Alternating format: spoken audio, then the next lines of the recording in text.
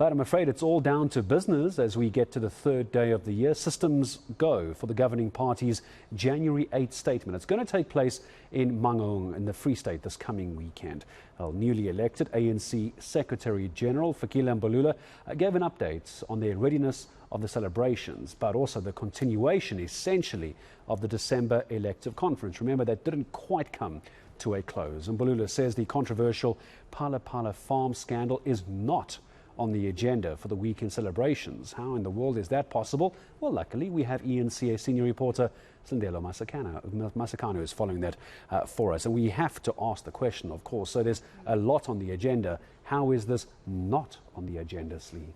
Well, simply put, because the business of conference needs to take priority at this point. Now, you'd remember back in December, you were there, I was there. I spent about 2 days at the registration center, and essentially, most delegates, it took about 2 days for them to be able to be accredited and to make their way to NASREC. This means that the processes and the policy discussions, the adoptions, as well as other business of conference just simply could not take place because what dominated the agenda was the factional battles and, of course, that race for those top 7 leadership positions. So essentially, this hybrid conference is now going to deal with some of the amendments to the ANC constitution that needs to take place, as well as the adoptions of the discussions that did take place, essentially. So what we're going to see taking place is, of course, some hybrid discussions and virtual meetings between delegates in all 9 provinces. We understand that delegates in each province have had a venue set up for them to be able to participate in these discussions. Now, why Palapala won't be on the agenda basically is because they just don't have enough time. And what we understand is that the NEC that's been newly elected will at some point be dealing with that independent panel report. But of course, we do know that essentially some disciplinary processes will be taking place against those who did not toe the party line with reference to that report. But over the next 2 days, in terms of the 5th and the 6th of January, only the business of conference will be dealt with. And already the SG, Fikile Mbalula, has already indicated that it seems they're going to run into the early hours of the morning of the 6th of January to be able to complete what they need to do. Let's take a listen. On the Palapala report, there will be no report at conference. We are entertaining 2 issues at conference to finalize. It will be the reports from the commissions and then constitutional amendments, and that will be the business of the second leg of the conference. The issue of the Palapala report was referred to the National Executive Committee. As you know, there are important milestones in relation to this matter. There was a motion in Parliament that was defeated. There are members of the ANC who voted with the opposition, and their issue in terms of that particular matter, it has been referred to the National Disciplinary Committee. So the National Disciplinary Committee will deal with that particular matter, will be seized with that matter, because these are members of the ANC who have defied the mandate of the National Executive Committee. So that matter is referred to the DC.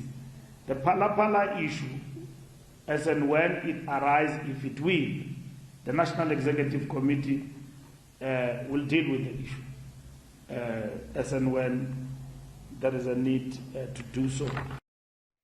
So, Slee, I can already see critics on social media saying they have time as the NEC to deal with those who voted in favour of possible action against the president, but not dealing with the issue itself. So the ANC January 8th statement going to be fascinating. But it leads very nicely to when you and I were both at NASREC, and we heard the very newly elected Fikile Mbalula talking about discipline, discipline, discipline. How are they planning to handle that issue, though? And I mean, we saw the delegates at the conference really displaying some kind of behavior that, unlike in other conferences, we've never really seen before in terms of the heckling of the president when he was trying to open the conference itself. Just the ill manners, I think, in terms of what the ANC and the delegates are expected to display at a conference and in other structures where they're deployed. So it seems for the ANC SG, Fikile Mbalula, discipline is going to be top of the agenda in terms of ensuring that members of the ANC are towing the party line, but also,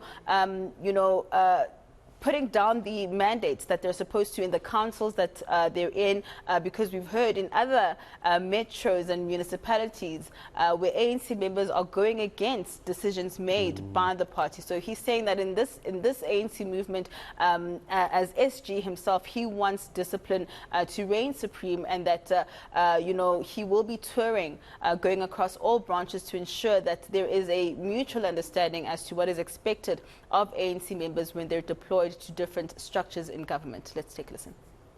Part of the issues we are going to deal with in Mangaung is that anarchy, where ANC members are doing as they wish.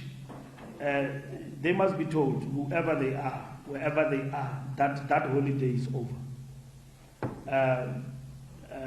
There will be no ANC member in this country going forward who will be allowed in our name to work with the opposition without the mandate of the organization. That is anarchy, the highest state of disorder. The center must hold, and that's what is going to happen. And if people don't want to listen, then we'll have to evoke disciplinary processes. I know the DSG says discipline must be not. I agree with her. We must not use discipline all the time. The ANC reject the incorrigible. So I want to defend her, but discipline is going to run supreme. So the word anarchy being thrown around yet again. We heard this at Nasrec. We're hearing it again now. Going to be fascinating to hear how the SG deals with this. And I suppose if we move away from the ANC, let's not forget, of course, that the ANC, anything that happens there, the ANC, think of it as like the butterfly. It flaps its wings and there's going to be an earthquake somewhere else in the world. The earthquake, euphemism in this case, is a possible cabinet reshuffle. Some big names out the NEC, of course. One of those is the country's deputy president, who's no longer deputy president of the ANC. We all saw this coming, didn't we? Yeah.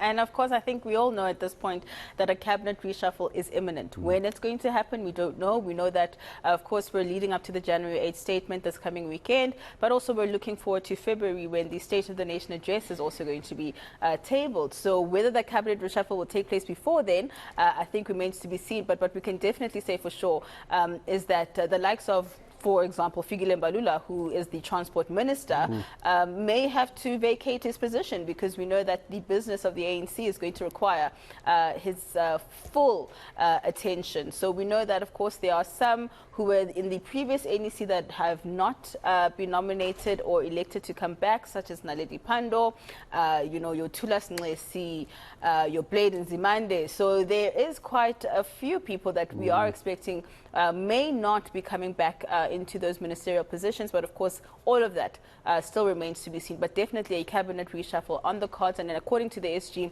the ANC in full support of the president when he makes that decision. Let's take a listen.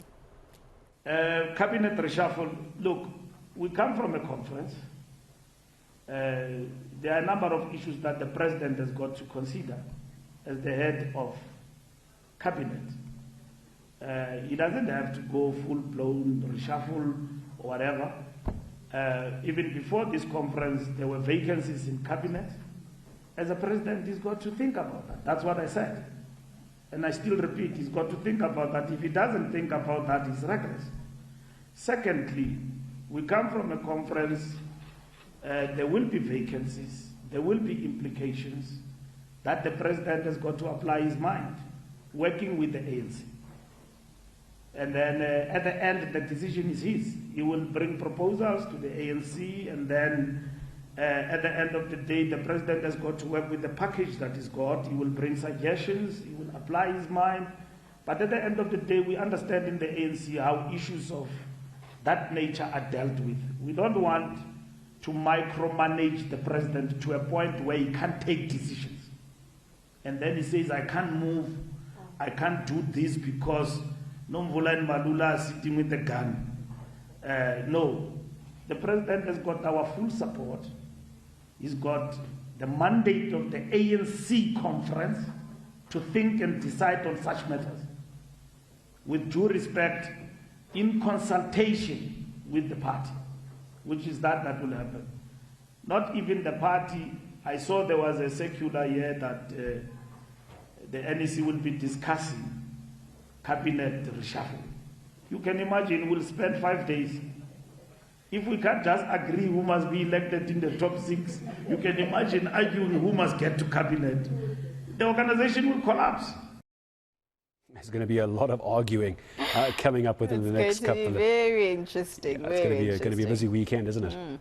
Definitely, Slindelo Masakane, I hope you got some Red Bulls and lots of coffee. It's going to be a busy weekend for you as well. The January 8th statement coming up this weekend. Of course, you can expect rolling coverage, regular analysis and constant updates around the January ANC 8th statement.